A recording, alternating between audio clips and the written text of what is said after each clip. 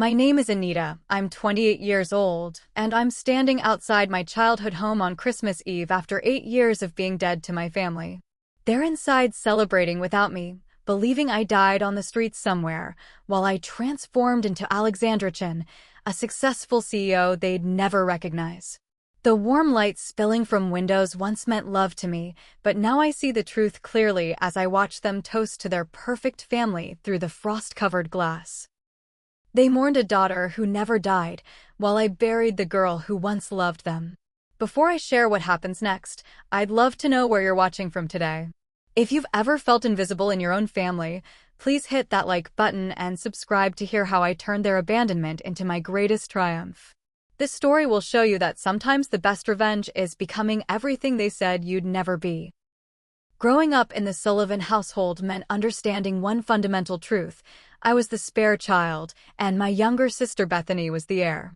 From the moment she arrived 2 years after me, with her golden curls and dimpled smile, our parents Harold and Dorothy made their preference crystal clear.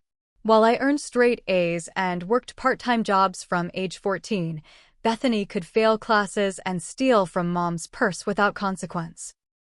I remember my 16th birthday when they forgot to buy me a cake because Bethany had a dance recital that same week, but for Bethany's 14th, they rented out an entire restaurant and invited half the town. The favoritism only intensified as we got older. I worked 3 jobs to afford community college, waking up at 4 in the morning to open a coffee shop, attending classes until 2, then waiting tables until midnight. Meanwhile, our parents took out loans to send Bethany to a private university 4 states away, bragging to anyone who'd listen about their daughter at the prestigious school while I served those same people their lattes. Every family gathering became an exhibition of Bethany's achievements, real or imagined, while my dean's list recognition went unmentioned. Our extended family learned to ask about Bethany first, and sometimes they'd remember to inquire about me as an afterthought. Everything changed the winter I turned 20. I'd been experiencing severe abdominal pain for months, powering through double shifts with heating pads pressed against my stomach. When I finally collapsed at work and was rushed to the emergency room, doctors diagnosed me with severe endometriosis that had progressed dangerously. The surgeon explained I needed immediate surgery to prevent permanent damage, possibly infertility, and the cost would be around $30,000. I had insurance through my restaurant job, but it barely covered the diagnosis. Terrified and in pain, I called my parents from the hospital bed, believing that surely this medical crisis would matter more than their usual indifference. $30,000. My mother's voice turned cold immediately. Anita, do you have any idea what Bethany's wedding is going to cost us? We've already put down deposits. In the background, I heard Bethany's voice saying something about how convenient it was that I suddenly needed money right when her engagement was announced. My father took the phone then, his tone stern as if I were a teenager caught sneaking out rather than his daughter facing surgery. You're being dramatic as usual, Anita. Women have period pain all the time. Take some aspirin and get back to work. The line went dead before I could explain that my organs were literally fusing together from scar tissue. Bethany didn't stop at influencing our parents. Within days, she'd spread throughout our extended family that I was faking illness to sabotage her wedding planning. She posted on Facebook about the stress of dealing with attention-seeking behavior from jealous siblings, garnering sympathy comments from aunts and cousins who'd known me my entire life. My Aunt Grace, who'd once called me the responsible one, commented that I should be supportive of my sister's happiness instead of creating drama. My grandmother, who I'd visited every Sunday since I could drive, left me a voicemail saying she was disappointed in my selfishness. The final betrayal came during what would be my last family dinner. I'd been discharged from the hospital with prescriptions I couldn't afford and instructions for surgery I couldn't pay for. Hunched over in pain at the table, I watched my family plan Bethany's engagement party while I pushed food around my plate, too nauseous to eat. When I excused myself to the bathroom to throw up, I overheard Bethany telling our parents that I was probably making myself sick on purpose. She's always been jealous of me, Bethany said, her voice dripping with false concern. Maybe if she got attention for real accomplishments instead of fake illnesses, she wouldn't need to do this. My parents murmured agreement, and in that moment, listening to my family discuss me like I was a problem to be solved rather than a person in pain, I made my decision. If I was already dead to them, I might as well make it official. 3 days after that dinner, I was rushed back to the emergency room hemorrhaging. The doctors couldn't wait any longer, and I underwent emergency surgery that saved my life but destroyed my finances. I woke up alone in the recovery room with a nurse checking my vitals and a billing administrator already waiting to discuss payment plans. When the nurse asked about updating my emergency contacts, I stared at the ceiling and whispered that I didn't have any. "No family at all?" she asked gently, probably thinking I was an orphan. In a way, I suppose I was. I signed myself out against medical advice 2 days early because I couldn't afford the room charges, clutching my discharge papers and a prescription for pain medication I knew I'd have to ration. The next 6 months blurred together in a haze of survival.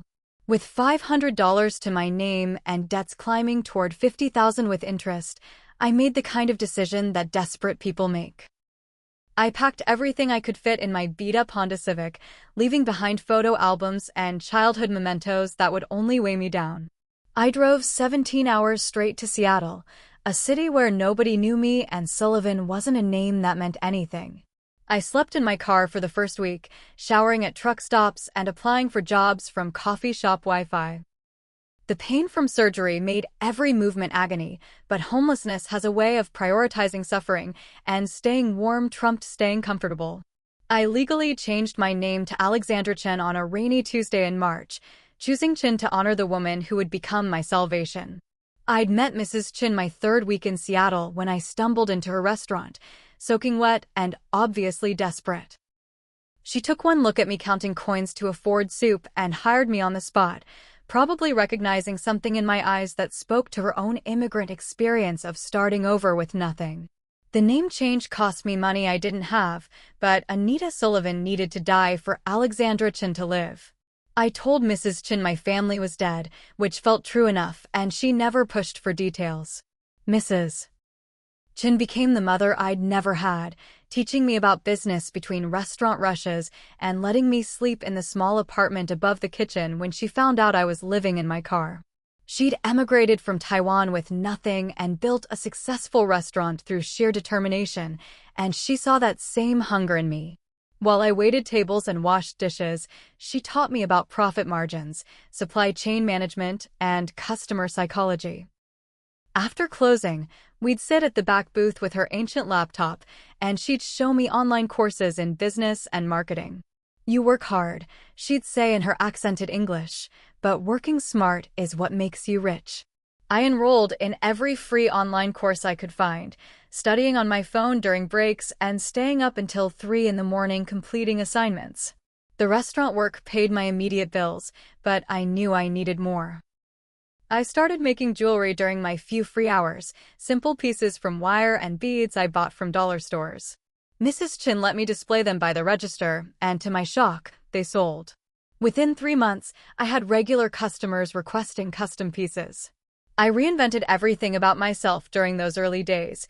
My appearance transformed from the exhausted, plain girl my family ignored to someone who commanded attention.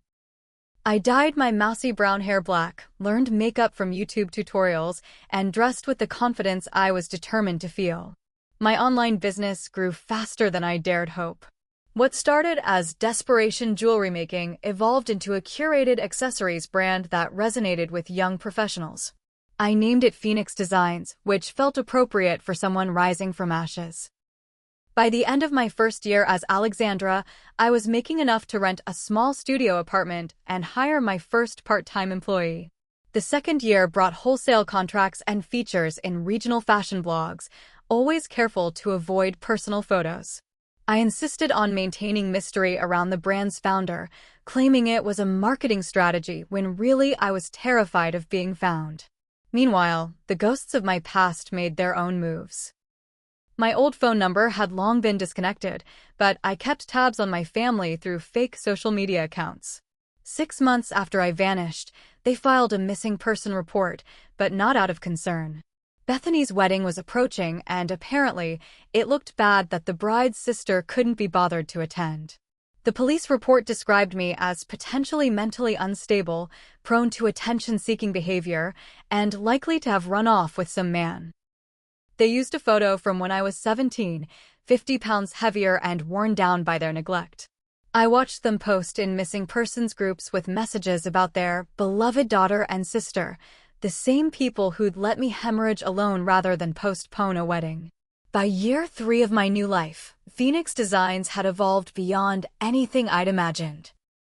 A tech entrepreneur I'd met at a networking event suggested I pivot from physical products to digital solutions for e-commerce businesses struggling with inventory management.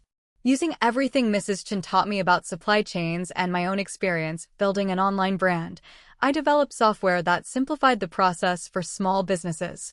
Within 6 months, we had paying clients, and venture capitalists started calling. The girl who once counted coins for soup was now turning down investment offers that weren't favorable enough. The transformation felt surreal during board meetings where investors hung on my every word. I'd refined my image completely by then: sleek business suits, understated makeup that photographed well but made me unrecognizable from my former self, and an air of mystery that became my brand. Alexandra Chen was known in Seattle's startup scene as the enigmatic CEO who built an empire from nothing but rarely gave interviews and never shared personal details. When pressed about my background, I'd simply say my past wasn't relevant to my future, which technically wasn't a lie. My company's valuation hit $10 million on a Thursday afternoon, and I celebrated by taking Mrs. Chen to the most expensive restaurant in Seattle. She cried when I told her I was paying off the mortgage on her restaurant, the same tears I'd seen when she first found me counting change for soup. "You are like daughter I never had," she said, gripping my hands across the table. The irony wasn't lost on me that this woman who'd known me for 4 years showed me more genuine love than my biological family had in 20 years. That night, I made another decision. I needed to know what happened to the Sullivans, not out of care but out of curiosity, like checking on a house fire you'd escaped to see how thoroughly it had burned. I hired a private investigator named Marcus who specialized in discreet surveillance. The reports he sent back read like Karma's personal diary. Bethany's fairy tale wedding had lasted exactly 2 years before her husband discovered she'd been spending his money on maintaining a lifestyle they couldn't afford and cheating with his business partner. The divorce was ugly and public, splashed across their hometown Facebook groups with all the juicy details. My parents, who'd mortgaged their house for that wedding, now faced foreclosure as Bethany moved back home with credit card debt that would make my medical bills look reasonable. They'd aged poorly in 4 years, faces drawn with the kind of stress that comes from consequences finally catching up. The surveillance revealed something else that made me laugh alone in my penthouse apartment. They'd started a Find Anita Sullivan Facebook group that had become their entire identity. My mother posted daily updates about searching for her lost angel, sharing increasingly dramatic theories about my disappearance. According to her posts, I'd been kidnapped by a cult, murdered by a serial killer, or lost to amnesia, anything except the truth that they'd driven me away. They hosted annual candlelight vigils on the anniversary of my disappearance, local news cameras capturing their tearful pleas for information. The woman who'd hung up on me while I was hospitalized now wore my old photo on a necklace, telling anyone who'd listen about her devoted motherly love. The irony deepened when Bethany attempted to reinvent herself as an influencer focusing on grief and resilience. She started a YouTube channel called Surviving Sister Loss, where she monetized our family tragedy with clickbait titles like "My Sister Vanished and Left Me Broken" and "How I Find Joy After Family Tragedy." Her videos averaged a few thousand views, enough to make her feel important, but not enough to pay her debts. She'd written a self-published ebook about coping with ambiguous loss, filled with fabricated memories of our close sisterly bond and dramatic speculation about my fate. One chapter titled "The Last Time I Saw Her" described a tearful goodbye that never happened, painting herself as the devoted sister who sensed something was wrong but couldn't save me. The universe has a sense of humor, because around this time, Bethany unknowingly applied for a marketing position at my company. Her resume landed on my desk during an executive hiring review, and I had to excuse myself to laugh in the bathroom. She'd inflated her influence numbers and lied about her education, claiming a degree she'd never finished from the university my parents went into debt to afford. I personally wrote the rejection email, keeping it professional but noting that we required candidates who could demonstrate integrity in their personal brand. She posted about it on her Instagram stories, complaining about how corporate America didn't understand real talent, never knowing she'd been rejected by the sister she'd helped bury alive. Business has a way of bringing you full circle, and 5 years into my new life, a major conference brought me back to my hometown. I'd considered skipping it until I realized that avoiding my past gave it power over me. So I booked a suite at the hotel where Bethany had her wedding reception, finding dark satisfaction in the symmetry. The conference was everything my family wasn't, full of people who valued innovation over inheritance, merit over birthright. I was scheduled to speak on a panel about disrupting traditional business models, which felt appropriate for someone who disrupted her entire existence. The first near miss happened in the hotel lobby. I was reviewing notes for my panel when a familiar voice made my blood freeze. My mother stood at the concierge desk, but she wasn't a guest. She wore an ill-fitting blazer with a name tag, apparently working in hotel events, and she was hassling the concierge about letting her set up a donation box for the Find Anita Sullivan Foundation. Her voice carried across the marble lobby as she launched into her practice speech about her missing daughter, how the grief had destroyed their family, how any small donation could help continue the search. The concierge looked uncomfortable, clearly trying to remain professional while extracting herself from the conversation. I watched from behind my laptop as my mother showed the concierge her phone, undoubtedly scrolling through the carefully curated photos she used for sympathy. This woman who'd hung up on me while I faced surgery now made my absence her full-time identity. She looked older, harder, like disappointment had etched itself into her features. When she finally gave up and shuffled toward the employee exit, she passed within 3 feet of me. Her eyes moved over me without a flicker of recognition, seeing only another successful conference attendee in designer clothes. To her, Alexandra Chen was everything her daughter could never be: polished, powerful, and worth noticing. The girl she'd ignored for 20 years had become invisible by choice, and she couldn't see me even when I sat right in front of her. The second encounter felt like the universe testing my resolve. One of my clients operated from a building where my father had apparently found work as a security guard. I discovered this when arriving for a meeting, seeing him stationed at the front desk in his uniform. I'd prepared for this possibility, wearing oversized sunglasses and keeping my hair differently styled than my corporate headshots. Still, my heart raced as I approached the security desk, watching him barely glance up from his newspaper to wave me through after checking my appointment. He looked diminished, shoulders curved with the weight of whatever story he told himself about how life had wronged him. During a break in negotiations, I overheard him in the hallway talking to another guard about his ungrateful children. Yes, children plural, because apparently Bethany had become a disappointment too. The older one vanished 8 years ago, probably dead on the streets from drugs or worse, he said, his voice carrying that particular tone of false grief mixed with real anger. Could have helped with the bills if she'd stuck around, but she always was selfish. The younger ones know better, bleeding us dry with her problems. He pulled out his phone to show the other guard my old photo, the same 17-year-old image they'd used for the missing person report. Pretty girl, he said, like he was discussing a stranger, but weak. Couldn't handle real life. I stood around the corner, listening to my father eulogize a daughter who stood 20 feet away, reducing my entire existence to a cautionary tale about weakness. The third brush with my past came through my own employees. During a marketing meeting, my team excitedly presented a potential partnership opportunity with a rising grief counselor and resilience coach, who was going viral for her work helping families cope with loss. They'd pulled up Bethany's website on the conference room screen, her face smiling back at me in professional headshots that must have cost more than she could afford. She'd rebranded again, now calling herself a certified grief specialist, though I doubted any legitimate certification existed. Her workshop series, Healing After Disappearance, promised to help families find closure when loved ones vanished without explanation. The irony was so thick I could taste it.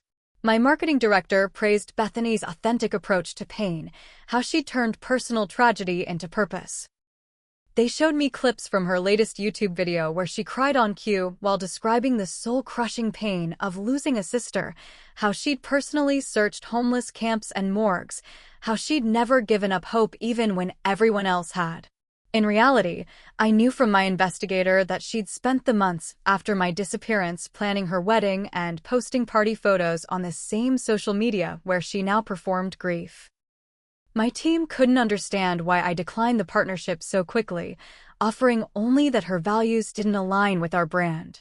They moved on to the next proposal, never knowing they'd just pitched me my own sister's exploitation of my absence. The ultimate test came at our cousin Emma's wedding. Emma had been one of the few family members who'd shown me genuine kindness growing up, and when she reached out to Alexandra Chen through LinkedIn about potentially sponsoring her nonprofit's fundraising gala, I couldn't resist accepting. She didn't know who I was, seeing only a successful CEO who might write a check for her cause. I arrived at the wedding as Alexandra Chen, tech entrepreneur and philanthropist, introduced to family members who'd known Anita since birth. The cognitive dissonance of shaking hands with aunts who'd called me selfish for being sick while they admired my designer dress and asked about my business would have been funny if it wasn't so sad.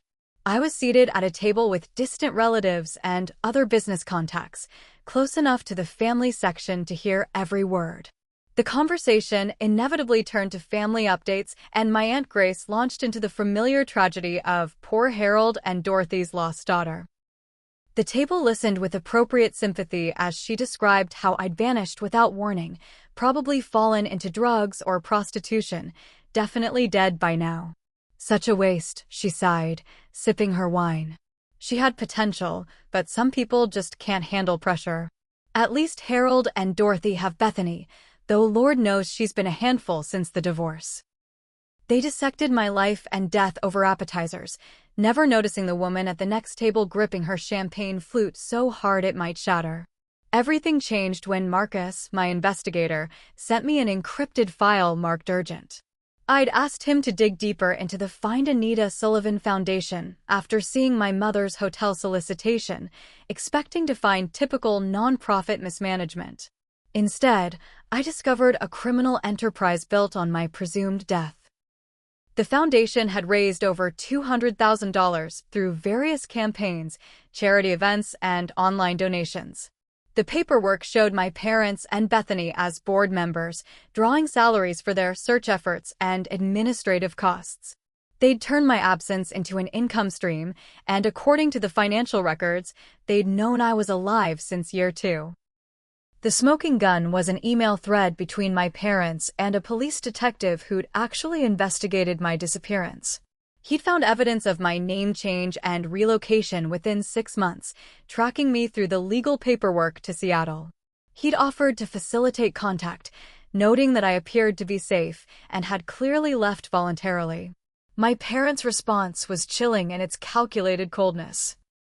They thanked him for the update, but requested he close the case without updating the public status. My mother wrote, "If she wants to be dead to us, let her be dead to everyone. At least this way, her life has meaning." They'd chosen the narrative of tragedy over the truth of abandonment because it paid better, literally and figuratively. I sat in my office at midnight reading through 5 years of fraud. They'd solicited donations from elderly people at church, held benefit dinners where they served cheap food and pocketed the proceeds, sold memorial merchandise with my face on it. Bethany ran the social media accounts, posting heart-wrenching updates about possible sightings that they knew were false, anniversary reminders that pulled at heartstrings and purse strings alike. They'd created a fictional version of me that was worth more than the real daughter they'd thrown away. Saint Anita the Lost, patron of parental grief, whose disappearance justified every failure in their lives. The forensic accountant I hired found more than just nonprofit fraud. They'd been claiming me as a dependent on their taxes, using my social security number for various schemes, even taking out credit cards in my name that they assumed would never be discovered. Bethany had ghostwritten a book under my mother's name called When Your Child Vanishes: A Mother's Journey Through Ambiguous Loss, which had modest sales in the grief community. They'd monetized my absence so thoroughly that finding me alive would actually cost them money. The accountant, a stern woman named Victoria who'd seen enough financial crime to surprise anyone, actually whistled when she saw the full scope. "Your family didn't just abandon you," she said, adjusting her glasses. "They franchised your disappearance." I spent weeks building an alliance of truth-tellers, people my family had wronged over the years who'd been waiting for someone to believe them. Harold's former mistress, a woman named Linda who'd been painted as a homewrecker when their affair imploded, had kept receipts of him draining their joint business account for Bethany's wedding. 3 separate people came forward about being scammed by Bethany's various coaching businesses, including a widow who'd paid thousands for grief counseling that consisted of Bethany talking about herself for an hour. Former employees from my mother's various failed ventures described wage theft and manipulation. Each person had assumed they were alone in their experience until I connected them, creating a network of witnesses ready to expose the Sullivan family empire of lies. The plan crystallized when I learned about the 5th anniversary gala for the Find Anita Sullivan Foundation. They'd rented the Grand Ballroom at the Marriott, the same venue where they'd held Bethany's wedding reception, planning their biggest fundraiser yet. Local celebrities were scheduled to attend. The mayor would present them with a community service award, and they expected to raise $50,000 in one night for their continued search efforts. The theme was Hope After 5 Years, Never Giving Up, complete with a candlelight ceremony where guests would light candles for all the missing angels who might still come home. The publicity materials featured my teenage photo edited with angel wings, which showed a stunning lack of both taste and self-awareness. I assembled a media packet that would destroy them completely. Every piece of evidence organized chronologically, from my hospital records showing their refusal to help through the detective's email proving they knew I was alive. The forensic accounting report detailed every dollar stolen in my name. Affidavits from their victims painted a pattern of manipulation spanning decades. But the centerpiece was a video presentation I created, narrating my own story in my own voice for the first time. I filmed it in my Seattle office with the skyline behind me, showing the empire I'd built from the ashes of their neglect.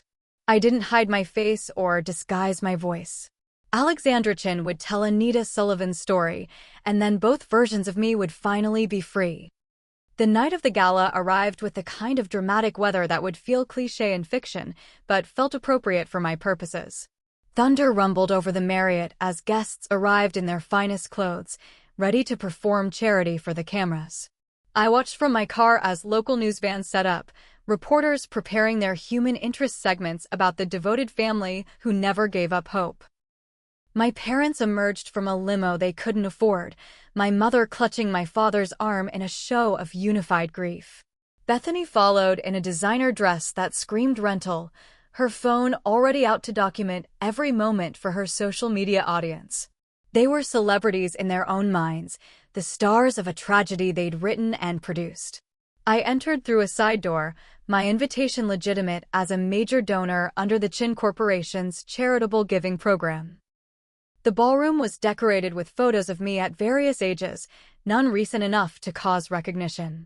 Banners proclaimed 5 years of hope and Bring Anita Home, while donation stations featured QR codes for easy giving. I estimated they'd spent $20,000 on the event itself, planning to net at least $30,000 in profit. The business side of my brain had to admire the margins even while the human side felt sick. They'd turned grief into a business model more successful than anything they'd attempted while I lived with them. The program began with my mother taking the stage, dabbing at her eyes with a handkerchief she'd probably practiced with. She spoke about a mother's love that never dies, the hole in her heart that grew bigger each day, the desperate hope that somewhere I was alive and trying to find my way home. The audience wiped tears as she described searching homeless encampments and visiting morgues. Stories I knew from my investigator were complete fabrications. My father followed with his rehearsed speech about Daddy's little girl, how he'd taught me to ride a bike and checked for monsters under my bed, memories that actually belonged to Bethany but sounded better assigned to the missing daughter. They'd created an entire fictional childhood for me, one where I was loved and valued, the opposite of reality. Bethany's presentation was a multimedia experience featuring sad music and photos edited to make us look closer than we'd ever been. She spoke about sister telepathy, how she could feel me out there somewhere, how she dedicated her life to helping other families survive similar losses. She announced her new certification program for grief counselors specializing in ambiguous loss, available for the low price of $99.99, with proceeds supporting the foundation. The audience applauded her entrepreneurial spirit, never questioning the ethics of monetizing a sibling's disappearance. She ended with a dramatic plea, "Anita, if you're somehow watching this, please come home. We forgive you for leaving." The audacity of offering forgiveness for their abandonment almost made me laugh out loud. When the mayor presented them with the Community Heroes Award, I knew it was time. I'd arranged with the AV team, through a hefty donation, to have a speaking slot for major donors. As Alexandra Chen, CEO of Chen Corporation and mysterious philanthropist, I was introduced with fanfare. My family sat at the head table, basking in their success as I took the stage they'd just vacated. My mother squinted at me with vague recognition, but couldn't place the face, while my father didn't even look up from his phone. Bethany was too busy posting Instagram stories to notice anything amiss. I adjusted the microphone, looked directly at them, and began. "Good evening," I said, my voice steady despite years of imagined conversations. "I'm here to talk about charitable fraud, specifically how the Find Anita Sullivan Foundation has stolen hundreds of thousands of dollars from generous people in this room." The atmospheric shift was immediate, confused murmurs rippling through the crowd as my family's heads snapped up. I clicked to my first slide showing the detective's emails. "You see, Harold and Dorothy Sullivan have known their daughter was alive since 2020, choosing profit over truth. Let me show you the evidence." What followed was 20 minutes of systematic destruction, each slide another nail in their coffin of lies. The hospital records showing they refused to help their sick daughter, the email threads proving they chose to perpetuate the lie, the financial documents showing every dollar they'd stolen. But you might be wondering, I continued as my mother's face went from confusion to recognition to horror, how I know all this. How Alexandra Chen, tech CEO from Seattle, could have such detailed information about the Sullivan family's crimes. I clicked to the final slide, a split screen showing Anita Sullivan at 20 and Alexandra Chen at 28. Because I am Anita Sullivan. I've been alive this entire time, building a life worth living after my family left me to die alone in a hospital bed. The room erupted in chaos. My mother's scream pierced through the noise as she lunged from her chair, held back by my father who seemed frozen in shock. Bethany, ever the performer, chose that moment to faint dramatically, though I noticed she was careful to fall onto the carpeted area rather than the hard floor. Security moved in, but they weren't there for me. The police officers I'd been working with for weeks emerged from the crowd, arrest warrants in hand. Detective Morrison, who'd actually cared about finding me 8 years ago only to be shut down by my parents, personally cuffed my mother as she sobbed about her baby girl. "Your baby girl nearly died alone because you wouldn't postpone a wedding," I said into the microphone, my voice carrying over the chaos. "You chose to bury me alive for profit. Every person in this room who donated to help find me funded your lifestyle, while I rebuilt myself from nothing." The news cameras caught every second. The charitable gala turned crime scene, making for spectacular television. My father tried to approach the stage as officers read him his rights, his face a mask of desperate calculation. "Anita, sweetheart," he called out, the endearment foreign on his lips. "This is all a misunderstanding. We searched everywhere for you. We love you." The audacity might have hurt if I hadn't spent years building armor against their manipulation. "You told people I was probably dead from drugs or prostitution," I responded, letting the microphone carry my words to everyone. "You used my social security number for fraud while telling cousins I was weak and selfish. That's not love, Harold." That's exploitation. He was led away still protesting, still trying to rewrite history even as it was documented in real time. Bethany recovered from her strategic feint in time to make her own plea. "Anita, sister, please," she cried, mascara running in perfect streams for the cameras. "I dedicated my life to finding you. Everything I've done has been for you." I laughed, actually laughed, at the performance. "You mean the grief coaching certification you're selling in my name? The book deals, the speaking fees, the sponsored content about losing a sister you helped drive away? You didn't dedicate your life to finding me, Bethany. You dedicated it to selling me." The crowd had gone silent, watching the real-time dissolution of a family they'd been trained to admire. Some were crying, whether from sympathy or recognition of their own donations disappearing into fraud. I couldn't tell. As my family was escorted out in handcuffs, I addressed the room one final time. "I'm not here for revenge," I said, which was only partially true. "I'm here because good people donated money they thought would help find a missing woman. That woman was never missing. She was rebuilding herself into someone worth finding. The Chen Corporation will be refunding every donation made to this fraudulent foundation over the past 5 years. Criminal charges will proceed as the district attorney sees fit. And to anyone who's ever been told they're not worth saving by the people who should love them most, you are. Build your own family. Create your own worth. Never let anyone bury you alive." I left the stage to stunned silence, then scattered applause that built into an ovation I didn't stay to acknowledge. The aftermath unfolded with the kind of poetic justice that life rarely delivers, but sometimes manages to surprise you with. My parents were convicted of fraud, tax evasion, and identity theft, receiving 5 years probation and massive fines that would drain every penny they'd stolen. The judge, a woman who'd lost her own daughter to estrangement, showed no sympathy for their tearful pleas about loving me. "Love doesn't file false tax returns," she said during sentencing. "Love doesn't profit from absence." They lost their house to foreclosure, the same house where they'd planned Bethany's wedding while I lay dying, and moved into a small apartment on the wrong side of town. The social status they'd built on my disappearance crumbled completely, leaving them with nothing but each other and their practiced grief. Bethany received 2 years in federal prison for wire fraud, her influence career ending with a mugshot that went viral for all the wrong reasons. Her YouTube channel was demonetized, her coaching certificates revoked, and her victim impact statement at sentencing revealed the extent of her scams. The widow she'd charged for grief counseling while scrolling Instagram testified about the harm of fake therapy from someone who'd caused grief rather than processed it. Prison Orange didn't photograph well for Instagram, and her fellow inmates had little sympathy for someone who'd monetized a sister's disappearance. I heard through legal channels that she'd tried to start a prison newsletter about redemption, but even convicted criminals found her story distasteful. The healing journey that followed was harder than any business launch or corporate takeover I'd managed.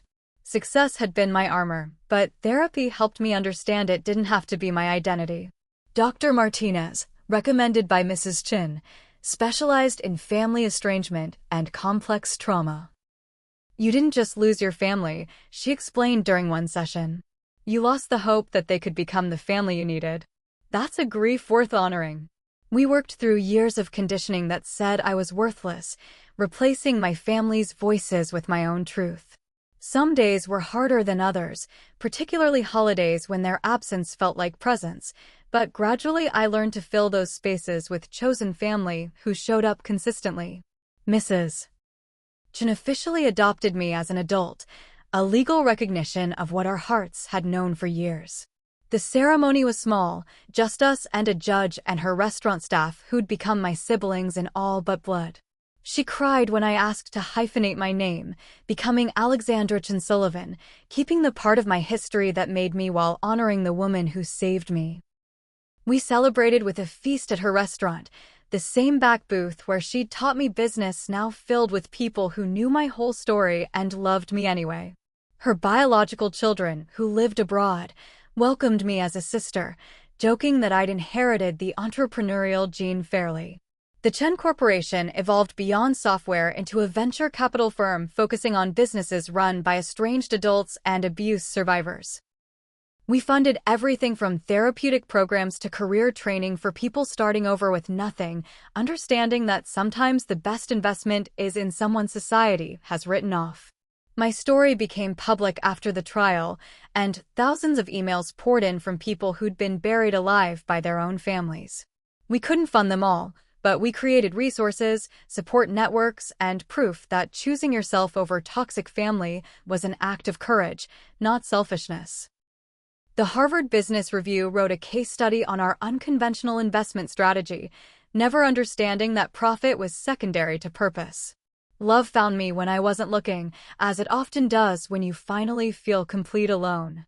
Jordan was a journalist covering the trial, initially skeptical of another rich person's redemption narrative until he dug deeper into my story. Our first interview turned into coffee, then dinner, then 3 years of building something real on foundations of truth. He never asked me to forgive my family or suggested I was too harsh in cutting contact. Instead, he held me through nightmares about hospital beds and empty rooms, celebrating every milestone of healing like it was a business acquisition. When he proposed, he included vows about choosing each other as family, understanding the weight those words carried for someone who'd been unchosen. Through all of it, I never contacted my family again.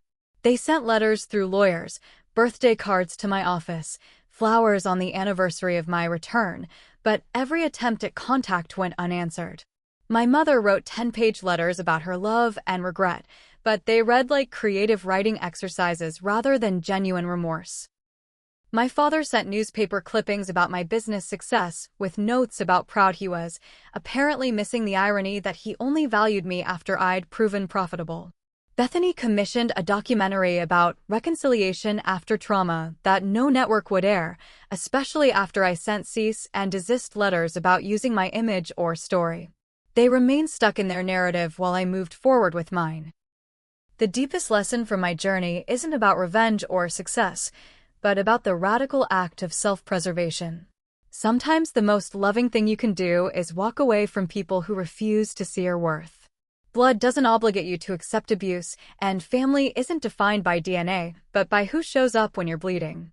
I built an empire not to prove them wrong, but to prove myself right, that I was worth saving even when the people who should have fought for me chose not to. The money and accolades matter less than the moment I looked in the mirror and recognized someone worth loving, worth fighting for, worth choosing every single day. Not every story needs reconciliation to find resolution. Some endings are found in the absence of apology, the silence after storms, the peace of no longer needing validation from people incapable of providing it. My family taught me through their cruelty that I could survive anything, though I doubt they intended that lesson. They created a survivor when they tried to create a victim, forged strength when they assumed weakness. Their greatest failure became my greatest freedom, and I thank them for that gift they never meant to give. To anyone reading this who sees themselves in my story, who's been told they're too sensitive, too dramatic, too much, or not enough, hear this: your worth isn't determined by people who benefit from your suffering. The family you're born into might fail you, but the family you build will find you. Sometimes the price of peace is everything you used to be, and that's not loss but liberation. I was Anita Sullivan, the forgotten daughter who became Alexandra Chen, the woman who refused to be buried alive. Both versions of me are real, both deserved love, and both learned that sometimes the best revenge is a life well lived without the people who tried to destroy it. So here's my question for you. What would you do if the people who were supposed to love you most became the ones you had to escape from? Have you ever had to choose between family and survival? Drop a comment below sharing your own story of choosing yourself, because every testimony helps someone else realize they're not alone. If this story resonated with you, please hit that like button and subscribe to hear more stories of transformation and triumph. Share this video with anyone who needs to hear that starting over is possible, that chosen family is real family, and that sometimes the best chapter of your life begins when you close the book on those who couldn't see your worth. Thank you for witnessing my truth, and remember that you deserve people who choose you as fiercely as you choose yourself. Until next time, Keep building your beautiful life, with or without the people who should have been there.